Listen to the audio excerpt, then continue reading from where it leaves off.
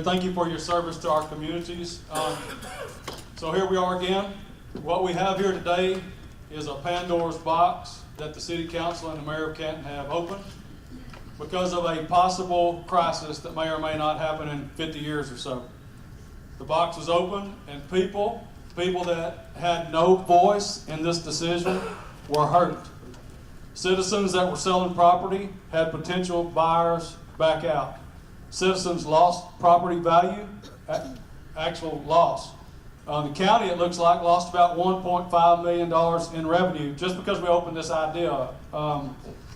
The city has lost nothing. Now, they have invested their citizens' monies in this land grab venture, but they didn't lose it, they gave it away. The city is not currently using any real conservative conservation practices such as restricting water consumption. In fact, without restrictions, they're consuming less water now than they were 8 years ago. They're consuming less now than they were 8 years ago. Their growth projections are inflated at best. They're not currently managing the existing lake that they use.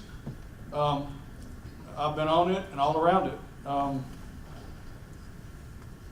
The city has no money to buy property or build a lake. Who's paying for it? And what's the return on investment?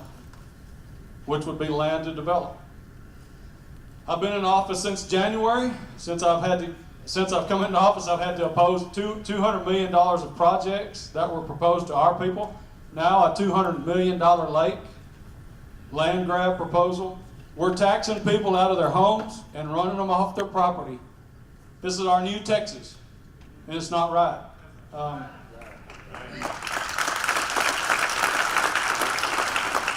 And I would not be surprised if I wasn't, because I've been so loud about it, some might try to remove me out of office. That's how bad it is. Government is rogue, in my opinion.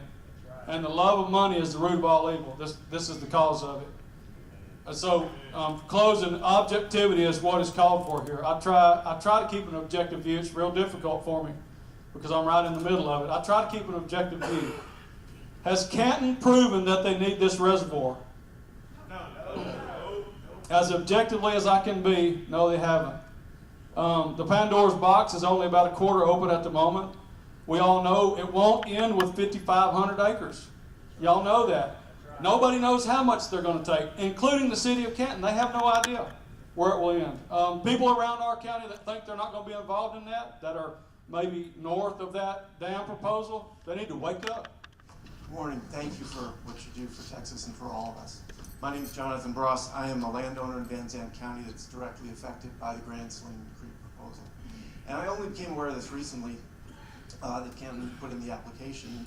Look, I know a lot of good people in Canton, nice people in Canton, and frankly, if what they're doing is thinking about the future of the water, I respect them for doing that. That's the right thing. That's why we're here. So I have a lot of respect for the people of Canton. But reasonable people can disagree. And I don't mean any disrespect to the people of Canton, but after reviewing the evidence that I've been able to see, my conclusion is that the Grand Saline Reservoir is the wrong solution in the wrong place at the wrong time. And there are three main reasons why. One is Canton doesn't need the water. The second is if they did need the water, it looks like there are better alternatives to the reservoir. And the third is if it really is the best alternative, well, I think they ought to be able to do that by convincing people, not coercing people. So, does Canton need the water? Well, their population today is 5,000 people, and the water supply today can handle 9,000 to 10,000 people. So that's double. So they've got plenty of capacity today, right? This is not a crisis today. Okay, but what about the future, right? So let's look at the future. Well, since 1990, the growth rate for the population of Canton has been 1.5% a year, the average, okay? So the projection, as I understand of this body, is that in 45 years, in the year 2070, we project that their population will be 14,000 people. And then I looked at the most aggressive projections I was able to come across had in 2070 the population will be 18,500. All right, but if you follow the 1.5% growth trajectory historically, in the year 2070, in 45 years, the population will be 9,800 people, which could be serviced by the capacity they have today. Okay, so this is not a crisis. We have time. So if we have time, well, why don't we look at the alternatives?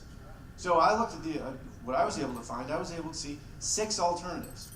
There's the Mill Creek. You can expand that. There are availability from other towns, other cities. You can improve the capacity there. And in 45 years, who knows what we'll come up with, right? We might have robots pulling water out of the air, sprinkling the lawns. Who knows, right? But there's 6 alternatives today, okay?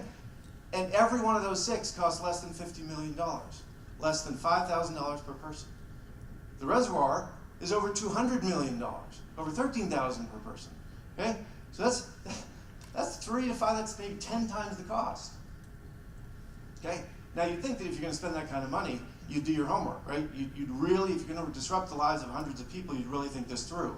Okay, but the application has almost none of the homework in there. I'm not aware of any land use and floodplain study, alternative supply analysis, wetland impact study, endangered species, downstream hydrological, on and on. Mr. Ross, 3 minutes is up. Thank Yes, you. sir.